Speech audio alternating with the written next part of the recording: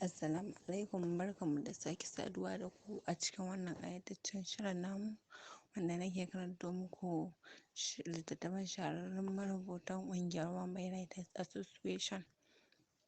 Sunana Khadija Muhammad Sha'aban, wacce ni zan dinga karanto muku wa'innan littattafan kullum.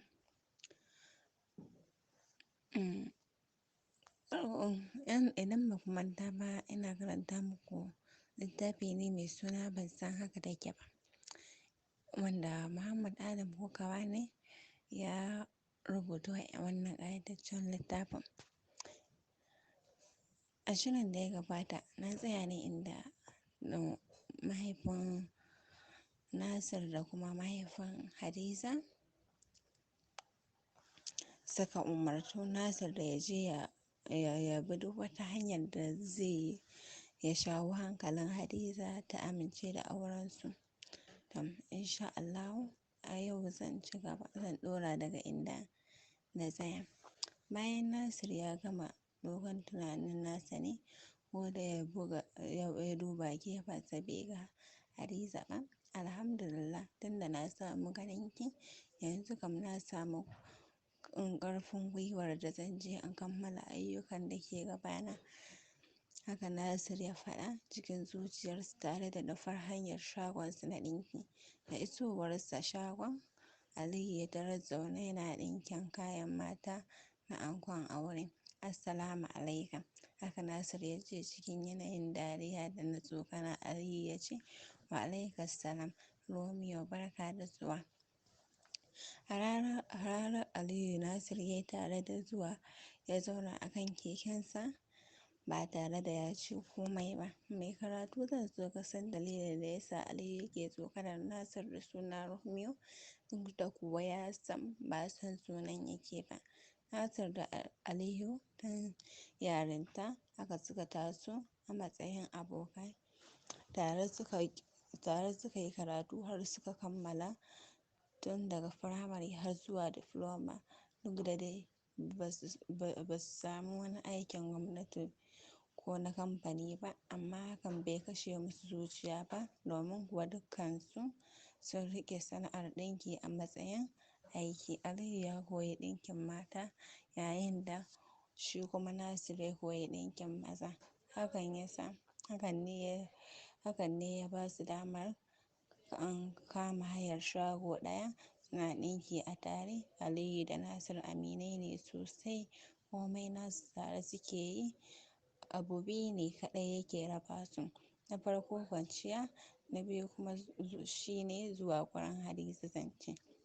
Shi ma Nasir bai amince shi ma Nasir baya amincewa ya gayyaci Aliyu, shi ma kuma daman Aliyu ko da Nasir ya gayyace shi, shi ma ba zuwa zai yi ba, saboda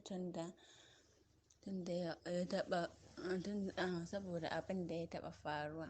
Abin da ya faru kuwa shine, daman Aliyu ya jima yana baiwa Nasir shawara akan ya haƙura ya ƙyale Hadiza ya nemi wata, tunda ga 'yan mata a garin wanda sun zarce Hadiza a komai, amma Nasir ya ƙi ɗaukar shawarar. Kwatsam wata rana sai Nasir ya ƙura kwalliya ya sa wata farar shadda mai tsada, sai sheƙi take, ga farin agogo a ɗaure a hannunsa, ga kuma wani shegen farin feka takalmi a ƙafarsa. Da gani ka san ba ƙaramin kuɗi ba ya kashe wajen haɗa wa'innan wankan. Ya zo shagonsa na ɗinki ya ɗauki turarensa yana fesawa, sai Aliyu yake ce mai, ai wannan kwalliyar taka duk a banza, domin kuwa za ka iya zuwa ma ta ƙi fitowa, ko kuma ta fito ma ta yi kallon kwalliyar balle har ta yaba. Kasancewar ranar Nasir yana cikin farin ciki, ya sa ya yi murmushi tare da cewa a'a wallahi yau hakan ba za ta faru ba, domin kuwa jiya na yi mafarki Hadiza ta fara sona kuma har mun yi aure. Saboda haka ina ji a jikina daga yau Hadiza za ta fara sona. Murmushi Aliyu ya yi tare da cewa, idan kuwa ka tabbatar haka ne, ni kuma zan so in zama mutum na farko da zai fara ganin ranar fara soyayyar ku kai da Hadiza a nan garin. To zo mu je ka gani da idonka. Haka Nasir ya ce cikin yanayin dariya. Da zuwan su Nasir da Aliyu yara ɗai har 3 suka tura domin a kirawo musu Hadiza, amma amsa ɗaya yaran suke dawowa da shi cewa tana zuwa.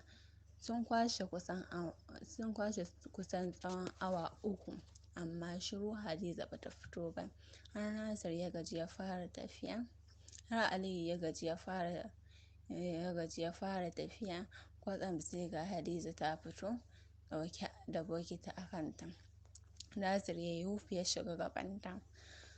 Ka tsaya, ka matsa min a hanya in wuce, Hadiza ta ce.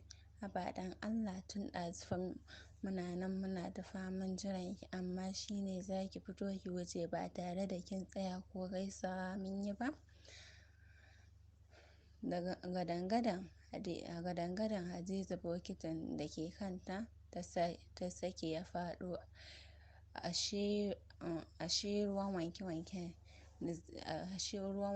za ta je zubarwa, shine ta sake ya faɗa a jikin Nasir, duk ruwan ya zube masa a jiki saboda ƙarnin da ruwan yake yi, ko ƙamshin turaren da ya fesa ɗin ma ba a ji. Farar shaddan nan tasa kuwa sai da ta yi baƙi tamkar rini aka yi mata. Nasir ya ji zafin abin amma ya yi shiru bai ce komai ba. Aliyu kuwa saboda tazarar da ke tsakaninsu ya sa bai ji duk abin da suke tattaunawa ba. Hakan ya sa ya fara tunanin ko Nasir da Hadiza sun fara daidaitawa ne. Nan take ya yi yunƙurin zuwa gurin da suke tsaye domin ya ji abin da suke tattaunawa. Isowarsa kenan sai ya ci karo da daidai lokacin da Hadiza ta zubar wa Nasir ruwan wanke-wanke da gangan a jikinsa saboda ɓacin rai. Aliyu bai san lokacin da ya zabga wa Hadiza mari ba, sannan ya ce, yarinyar nan kin cika mara mutunci, dole in yi maganin ki yanzun nan. Sandar da ke gefen Aliyu ya ɗauka sannan ya nufi Hadiza da shi. To a nan zan tsaya, sai ku dakace ni a gobe idan Allah ya kai mu, inda zan karanto muku shafi na 3.